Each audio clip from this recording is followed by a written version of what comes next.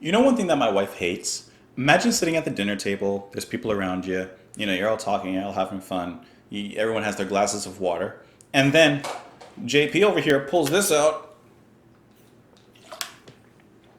She always says, just get a glass, just get a glass. I'm like, I'm trying to drink my gallon of water. Just let me drink my water.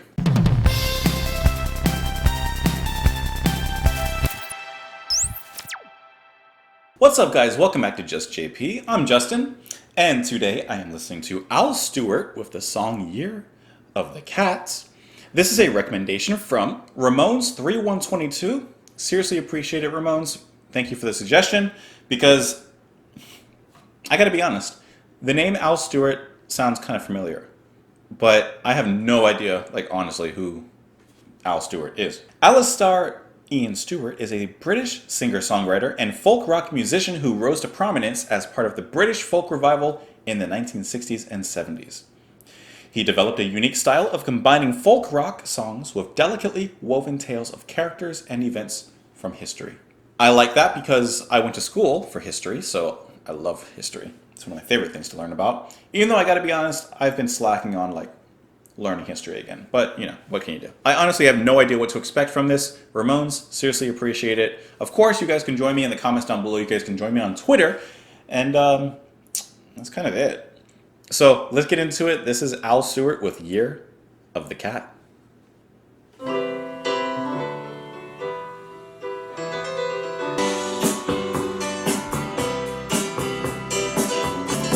a morning from a boat got moving on the rooftop walls and the market stalls. There's a hidden door she leads you to.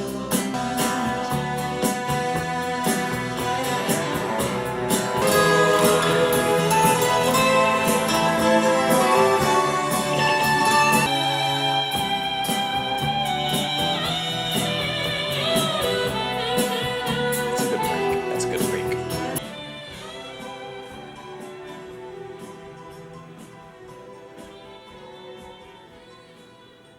That was good. That was good. You know what that sounded like?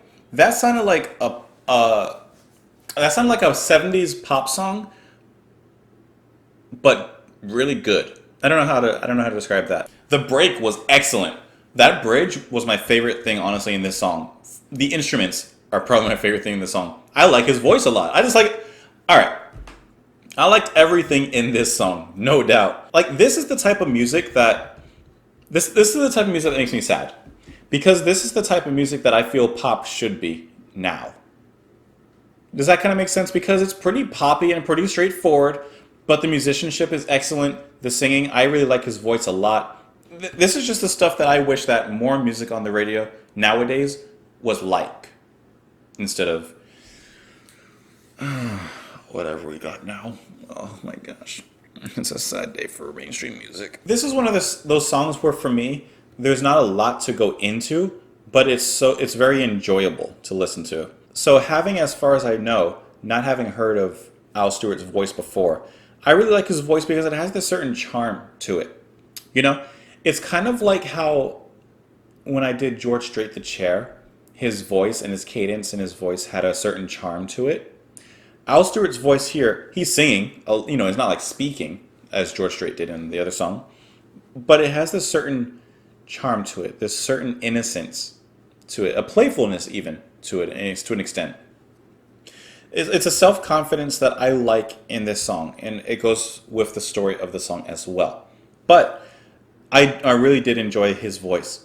The instruments are actually really interesting because overall, I feel that for the most part they're playing pretty straightforward and pretty simply, but it's funny that you can hear the musicians themselves in the band bouncing off of each other, right? Kind of like jazz musicians do. They create a certain bass line, and then the guitar has a riff that it keeps doing, but every once in a while it'll flare it up, right? The drummer, he's going to keep the same beat, but every once in a while he's going to flare it up. And the other instruments do this throughout the whole song, and I like that a lot because it shows that, yes, they can create a structured and streamlined song, but they're also really good musicians who can play around in a little bit, I don't hope that makes sense.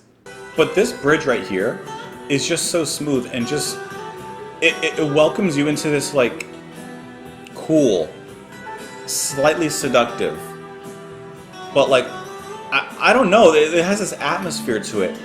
Like listening to this song and this bridge specifically, it makes me feel like I'm on vacation. It makes me feel like I'm looking at home videos. I know, right? I'm watching home videos of like people on a trip to this land, or memories, nostalgia. These are all the feelings that I get from like listening to this song. And I love that because it's so well done. It evokes emotion. It's technical without being overly proficient and overly in your face. It's just a good, straightforward song. I really enjoyed my listen to it. My favorite lyric actually in the song is, "She comes out of the sun in a silk dress running like a watercolor in the rain." I don't know why I liked that lyric so much, but the imagery of watercolor being washed a little bit makes it thin, obviously somewhat see-through, like the sun in the silk dress, right? But it's this elegance, it's this beauty to it that, I don't know. I just find that a good lyric. I just like it. I don't need to explain it perfectly. But 1976, this sounds like one of those songs that's absolutely timeless.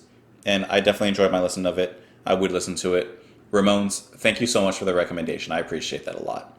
Of course, continue joining me here. Continue joining me on the comments, in the discussion down below. Join me on Twitter. And I seriously hope you guys have an amazing rest of the day, night, afternoon, evening, whatever it is for you. Have an amazing one.